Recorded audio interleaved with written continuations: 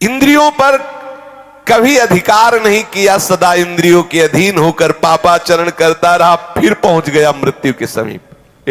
फिर गया।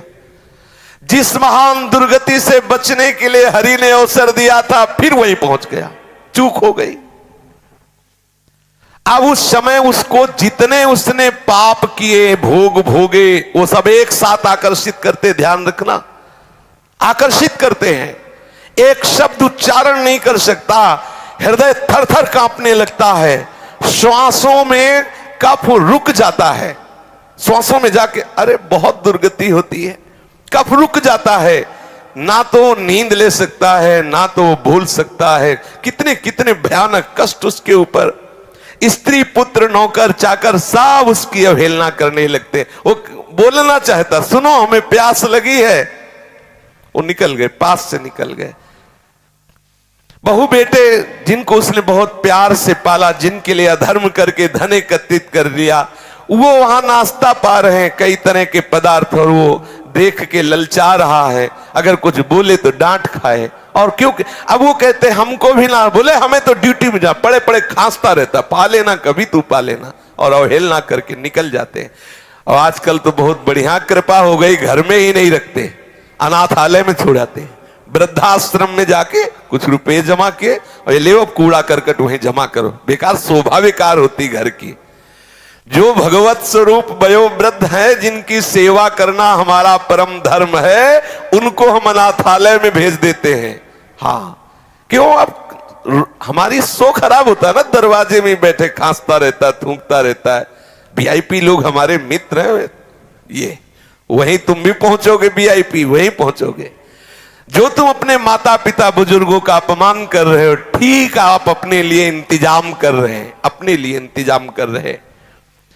आहार विहार की भारी अंदर तृष्णा, बाहर कुछ है नहीं।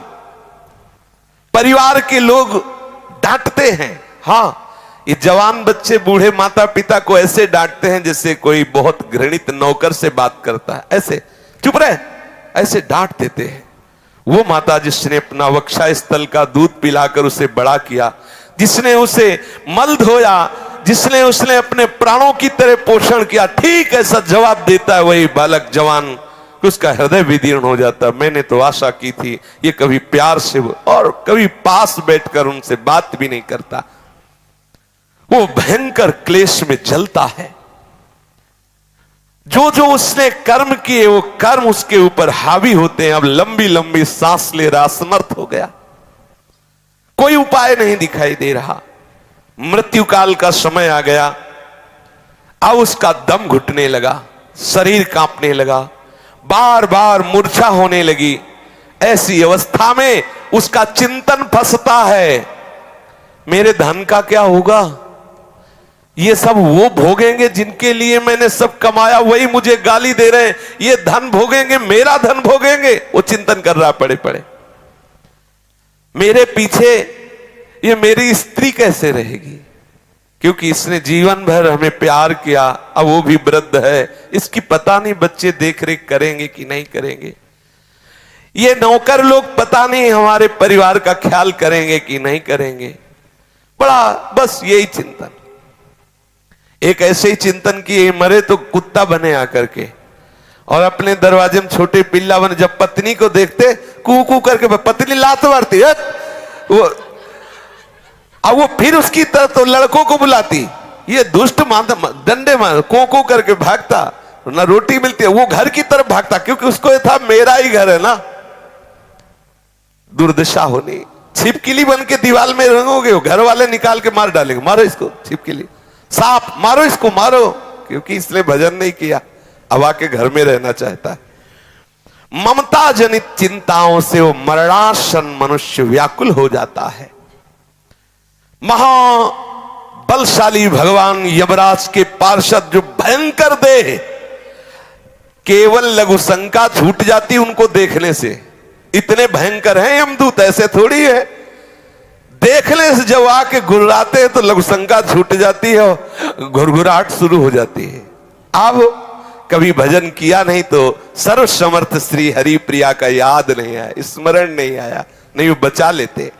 आंखें उलट गई, तालु कंठ ओट सूख गए, भीषण यंत्रणा, बार बार हाथ पैर पटकता है, कंठ रुक जाता है, श्वास की गति रुक गई, गले में कफ आके अटक गया और यमराज के दूत पिटाई शुरू किया, निकल बाहर इस घर से, मिला था ये शरीर तेरे को भजन करने के लिए, अपराध के अब चल, तुझे हम दिखाते हैं उसका परिणाम क्या होता है।